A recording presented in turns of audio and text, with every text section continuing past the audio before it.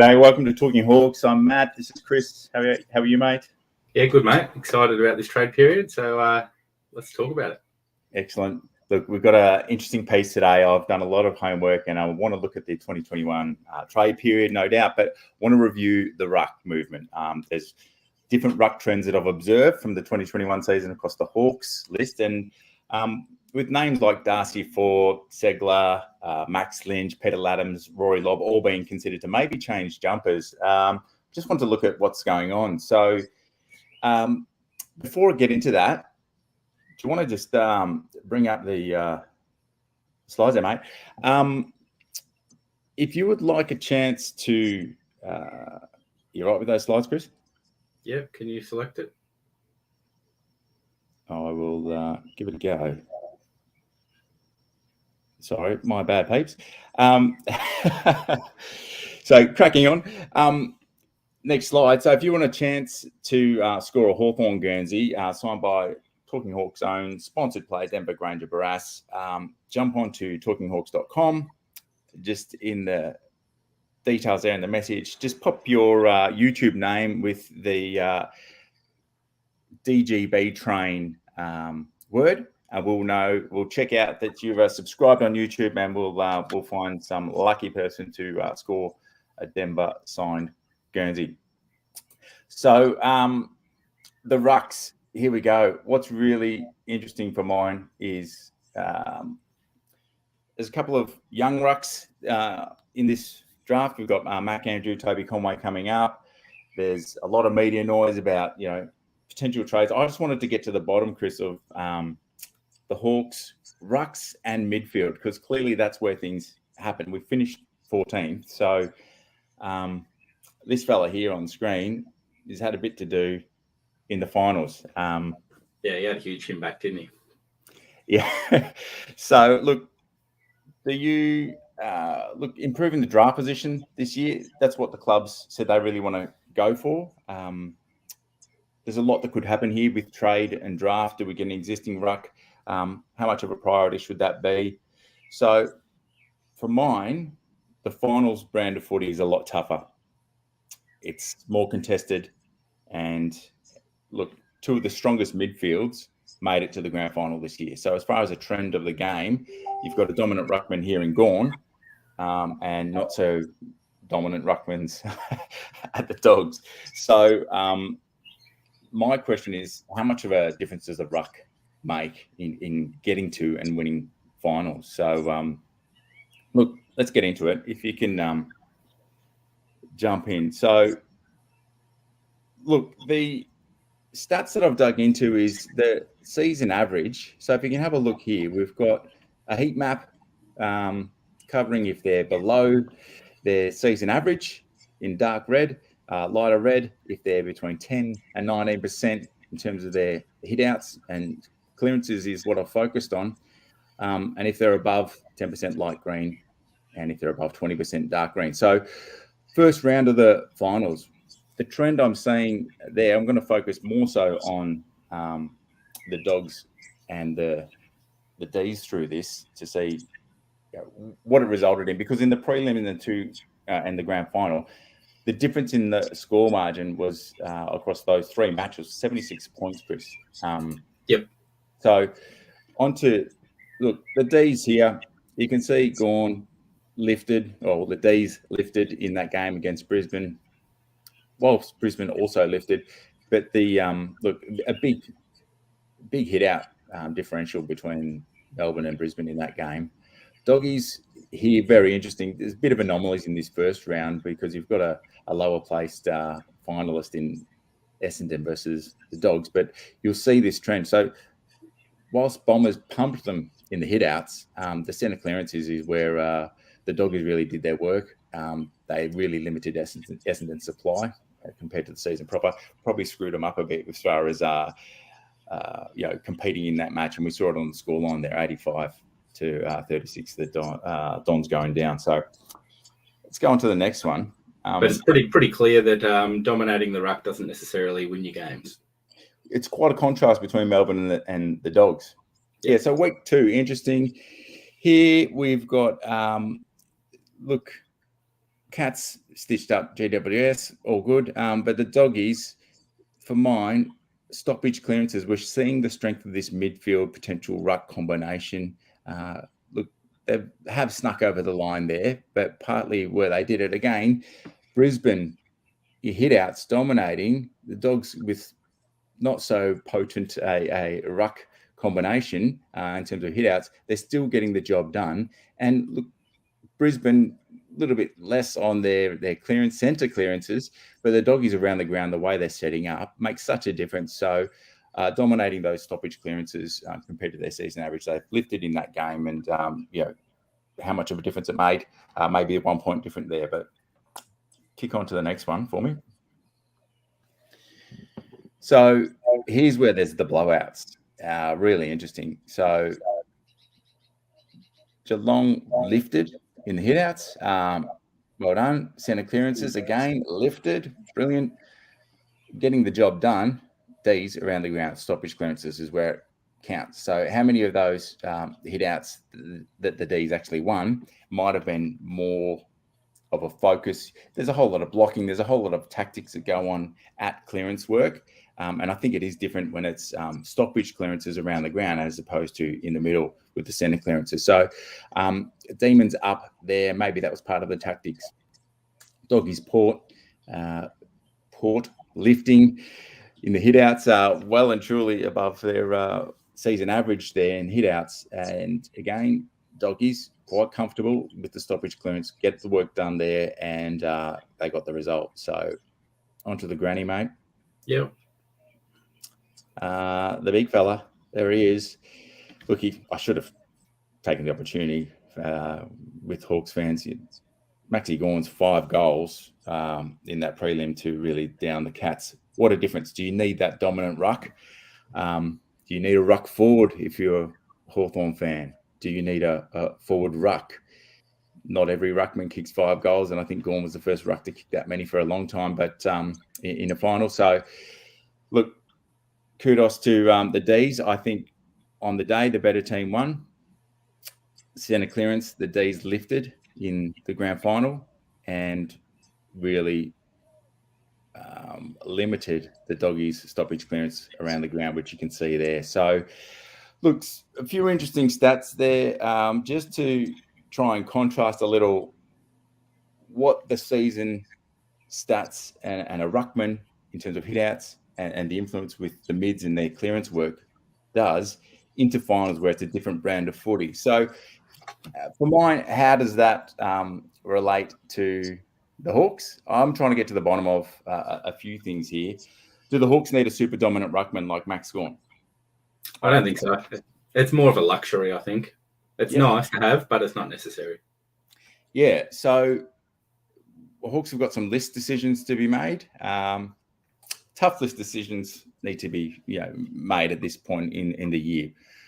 We've got smaller list sizes. We've got Category A, Category B rookies. We've got a primary list. But as I dug into the stats, I've got my view. Chris, what would you think would be the optimum number of rucks that a team should have? Let us know in the comments, fans. Like you said, we've gone to smaller list size. Typically, we've had 4 in the past. It's a matter of what suits each team. 3 is probably ideal at this point in time, so you've got more coverage around the ground. But when you've got that versatility between a ruck forward and potentially a forward that can pinch hit in the ruck. Yeah. So what's interesting is, as I looked back, we've lost Tim O'Brien now. That's done. Mitch Lewis and Tim O'Brien were the pinch-hitting ruckmans at time. Admittedly, their head-outs to advantage were pretty limited compared to the 3 core ruckmen. Mitch Lewis remaining was more effective with head-outs to advantage than Tim. So with Lewis staying, I would say 3 rucks on our list is okay, albeit most teams are exposed if 2 ruckmans get injured. So I think that's just the reality today. Chris, can you give us a rundown on our 3 ruckmen there? So Big Boy, he does the bulk of the work. In probably have you got their ages? Did you have that teed up? I'll go. No, I've got it. You run Reeves is 23. in a few weeks' time. He signed on until 2023. Segs is 31 in February, signed on until 2022. Big Boy 33 next year in July, signed on until 2022. So here's the rough, tough calls that have to be made. Entertain me. I've got question marks on Reeves' body. If there's an opportunity for the Hawks, I think it is Reeves coming through the ranks. He's bulked up last year and in the off season prior to this year, and he was told that it was his body where he needed to really put on some strength to get the opportunity. He's made his debut, so well done, Ned. He's played 5 games this year. Is his body ready, and will it be reliable because he had a few injuries to shoulder, let's say 70% of the ruck work in 15 or more games next year? I cross my fingers. I'm believing he's coming through the ranks and is a good bet, but he's a really tall man. So the media, by contrast, I've heard a few takes on Ceglar. They're saying his body's stuffed as a 30-year-old. I don't agree.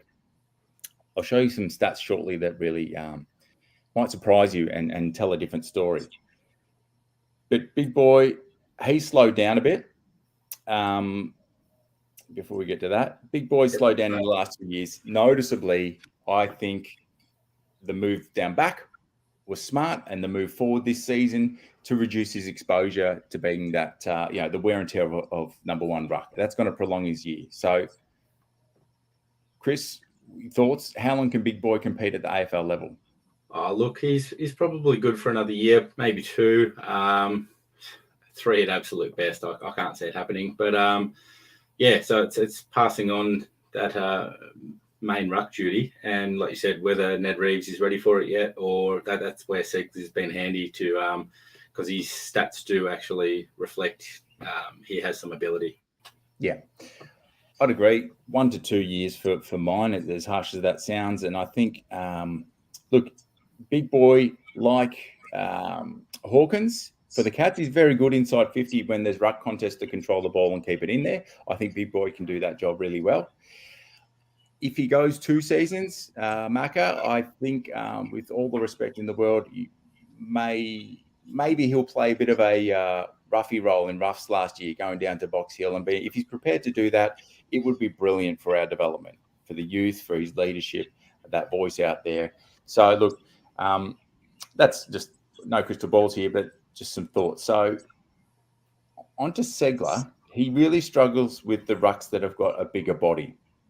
Yeah. So what I want to take you through is, look, it's interesting. Big Boy competes very well against the strong bodies. So we've tended to swing him in when Ceglar's not going so well against the big body rucks, and we get the job done. Or by Hawk standards at this moment. So we don't have that top tier ruckman, but we haven't through our even 08, 13, 14, 15 dynasty. It was a midfield that got the job done at reading the rucks. So I think Big Boy's endurance, he's an absolute workhorse. It's very admirable how far he's come. I think he can almost cover us next year, to when I think Reeves will probably be ready to take the number one ruck mantle in 2023. But Ceglar is the main ruck that's being talked about. So let's I'll jump on those stats now. Ceglar's got currency, no doubt. I want to show you here how his season probably gives us a bit of an indication as to answer the ultimate question. Is Hawthorn better with Ceglar staying now or going? So Big Boy, 22 games. Sorry. No, that's what we want trying to unfold, isn't it? So you've dug into the stats, and this will sort of paint a bit of a picture for us on what our thoughts are. Yeah. Quick commentary of the season. Big Boy played 22 games, Ceglar 12, Reeves 5. So there was rounds 1 to 4, Ceglar and Big Boy. Big Boy started out clearly number one ruck, going into majority of the ruck contests. Rounds 5 to 9, Big Boy was without Reeves and Ceglar, both injured. So Mitch Lewis was in there competing well. Tim O'Brien did some, but the hit outs to advantage suffered, and Big Boy shouldering that much of the workload 9 rounds in as basically your number one ruck. His hit out to advantage numbers went down a little bit. Round 10, Reeves, welcome debut against his old sparring partner, Mark Pitnet. And look, he made a splash. He had 35 hit outs. His hit out to advantage, or his hit outs for contest was his worst for the season, but he got 35 hit outs, which was the best at that point in the season. So Reeves stayed in for another round, round 11. We've had the bye, the whole team regrouped. We came out a different team in the second half of the season. Certainly. Reeves was looking good to hold his spot, and then he's had an injury. I think it was the day before, round 13. Ceglar comes back in, and let me show you these stats now. Segs comes home with an absolute wet sail. So if you're a club looking at Ceglar, I understand why. If Hawks keep Ceglar, it's not a bad thing, but let me go into this. So in yellow there, his season averages. He was down in the games that he did ruck, rounds 1 to 4 compared to his season average, Ceglar, in these stats. The dark green, again, if he's over 20% on his season average, check out all that green. To see a green. Against Sydney, he just said, look, Reeves, 35 hit outs, I can match you. Let's go. Segs had the game of the season for mine. Centre clearance work. Look, total clearances, 11 for a ruckman. 11. It was almost best on ground, I think, that game. Averages 4 for the year, but 11 in that game. So, look, he had the Superman cape on. Look, against Draper in the next round 14, he's struggled. Again, a bigger body. Draper's mullet was driving me nuts that day. But GWS, Port Adelaide, Freo, Segs did quite well. Looking at those stats, I'm not going to dwell too much on them. You can come back to them as you need. But there was the axe needed to be swung against Port Adelaide. Against Fremantle, because we really got pantsed in that game. So Segs was the one as we got smacked by 62 points. Ouch. And, getting ready to the next round was facing the Demons. So we will talk about the Hawks and the D's shortly. And yes, on to Segs, finishing off here, 21 to 23. Briefly, Reeves came in for round 20.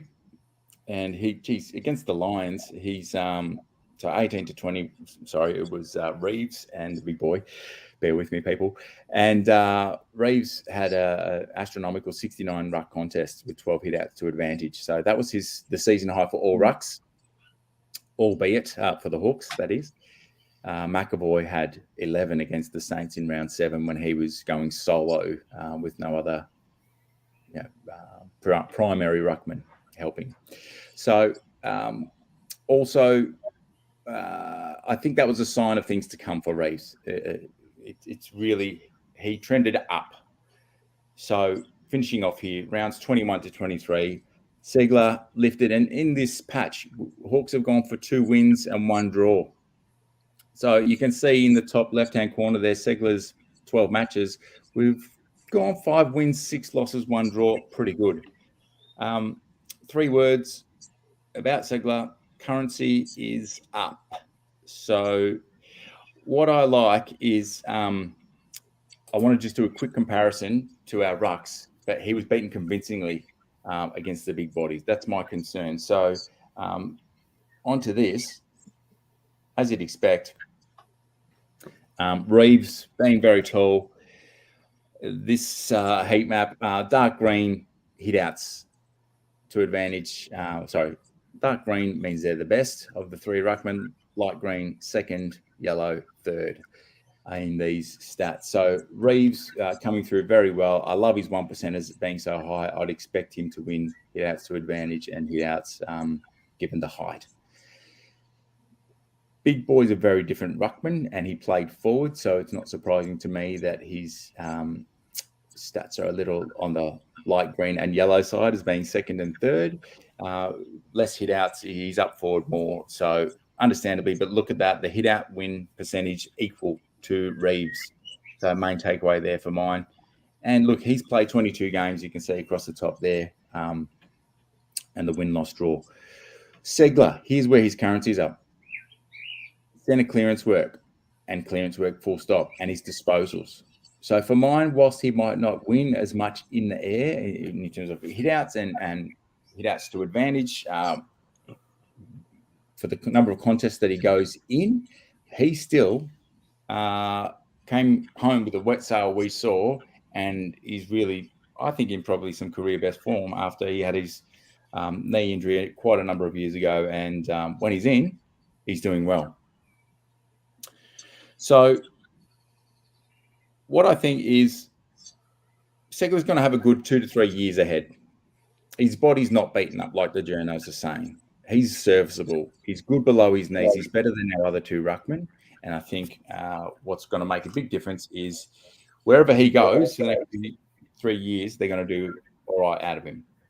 But his currency is probably now, this year. At the end of next year, when he's out of contract, he could walk. I think the Hawks are wise if they can get a deal done.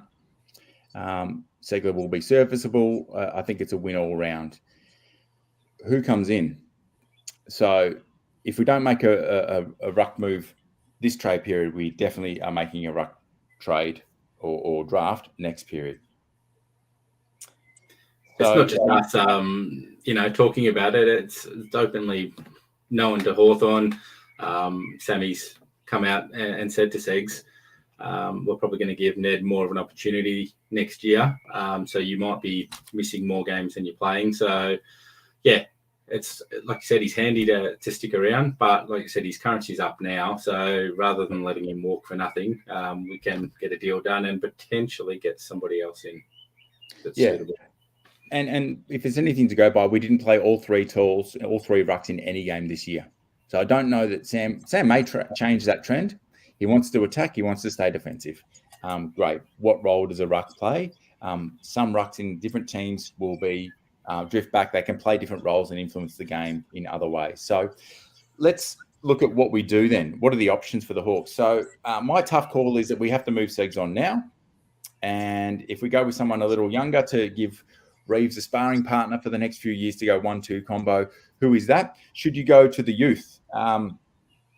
We've got these boys. Dandenong Stingrays, Mac Andrews, Toby Conway from the Geelong Falcons. They've had some interrupted footy given they've played in Vic, but they seem to be the two top ruck talents. Now, Chris, do we trust the club's list management? Oh, of course we do. And while these two kids are very talented and have got good prospects, I just don't think the timing's right for us where we're at the moment. When you've got a stronger list, you can probably nurse these kids through the reserves till their body's capable of playing AFL. So for mine, I just don't think the timing's right to go in this direction. Yeah. And look, if you bring in one of these two, they're coming in at between 70 and 85 kilos. If they're expected to go against and compete with AFL rucks that are giving up 10 to 30 kilos, I can't see that being an impact next year. And you understand why it's probably until the mid-20s where a ruckman starts to come into their own. So no doubt on the talent, like the looks of both these kids. But for mine, I think we need to definitely look at the ruck from another club. So we've got mid-season drafts. We've got pre-season moves that can be made. There's probably some rucks sitting in state leagues. It doesn't have to be an AFL ruck, but is it, Chris, ruck forward or forward ruck? What are you going for if you've got a choice now? Well, we're nice to when you're playing two in a game that you've got a bit of a combination between the two. So probably primarily a ruckman. Our forwards seem to be pretty settled. And like you said, we've got Mitch Lewis down forward who can perform those duties for us at the moment. But I'd be open to either, but predominantly probably a ruckman that can swing forward for us. Yeah, I think Lewis probably won't do much of the hit-outs if it's in the forward line when McEvoy's there. So I don't know that the forward line is settled. They're working things out. But I think for me, it's clearly a ruck forward option is better to complement Reeves. I don't know that Reeves is going to park down forward that much. It's more so him getting a breath and getting ready to go back in. I think they'll keep putting games into him. So Ceglar's, again, they're putting more games into Reeves next year to keep developing him. Ceglar's currency is going to go down potentially if that's the case. So it's moved now. I think we've missed a good one in Coleman Jones, who was traded to North. I would have loved him as a ruck forward option. Pretty handy. Darcy Fort out of Brisbane. Geelong, maybe with Brisbane's interest. That's the talk. It looks like that will probably happen. I wouldn't think Fort would give us that much more than Segs, to be honest. You've kept an eye on Bailey Williams out of West Coast. Maybe a return to most of the fans are his, but it's more of a dream than a reality. Yeah.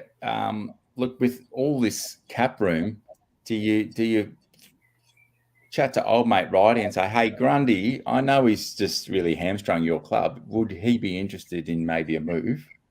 I don't think we want to take on a long We'll eat your salary cap issues and we'll utilise him. No, ultimately, I think sorry, mate. Ultimately, I think it's this guy, Max Lynch. He's linked to the club. I like him. I think that should be the move we make. Albeit he's played 3 games. What I hear in practice is that he's goes very well against Grundy. He would have learnt a lot against one of the dominant ruckmen in the league over the last number of years. I think he's got a chip on his shoulder.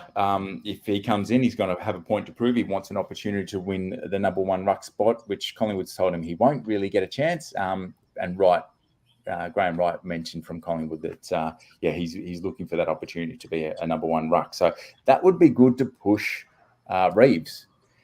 Have you got those stats there on Lynch versus the Demons in this game? Yep. So round 14, I think it might have been. Max Lynch came in, played against Gawn. He had 15 disposals, which is pretty handy for a ruckman. 5 of those contested, went at 80% disposal efficiency, which is what we like. 4 1%ers, which is pretty good stat for a ruckman also. But the key fact here is he contested in 44 hitouts and won 23 of them. So when you're beating Max Gawn, you're doing quite well. So that's over 50%. Gawn's average is probably somewhere around the 60% mark. And he was under 50% versus Lynch. So shows how skilled and talented he is with the big frame, that he's got a lot of potential. So he's only played 3 AFL games. So if we can, get him into our system now, our rucks could be set for the next 10 years. So the percentage you were talking about there is hit-outs to contest. So he's gone in that many contests and he's over 50% against Max Gawn. To give some perspective here, Reeves was 37% against Gawn, hit out to contest, and McEvoy, this is round 18 this year against the Ds, McEvoy was 40%. So this young kid, Lynch, has a better hit out to contest ratio than the 2 rucks that went in this year. And we know Segs doesn't do the best against the big body ruckman. And look, rewind the clock 5 years, big boy, probably would compete well with the experience and the size. But there you go. That's a good sign, albeit he's played 3 games. That's why you're going to get him cheap. Hawks fans, this young lad here, Maxi Lynch, I think we should really get him in. Pretty convincing to me, albeit he's played 3 games. I think he's a good punt, and he will push Reeves next year, which will be great. So I'd say we'll see one of these 2 definitely in the brown and gold next year, but I'm tipping it's Lynch. Question unscripted. If Segs doesn't move, do we still get him in and have that 4th ruckman? I would. You wouldn't?